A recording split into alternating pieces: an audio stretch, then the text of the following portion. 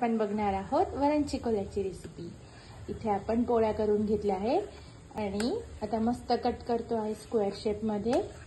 आणि तिकडे वरण आपण छान उकळायला ठेवलं आहे आणि आपल्याला फक्त या चिकोल्या वरणात सोडायच्या आहेत आणि 5 मिनिटं उकळी आल्यावर मस्त शिजल्या की आपण बंद करणार आहोत गॅस। आणि खाण्यासाठी ह्या अतिशय छान लागतात आणि मस्त तूप टाकून आपण ह्या वरण चिकोल्यांचा स्वाद घेऊया।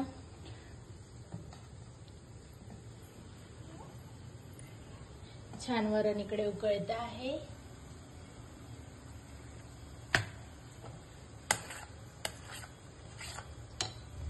बघू शकता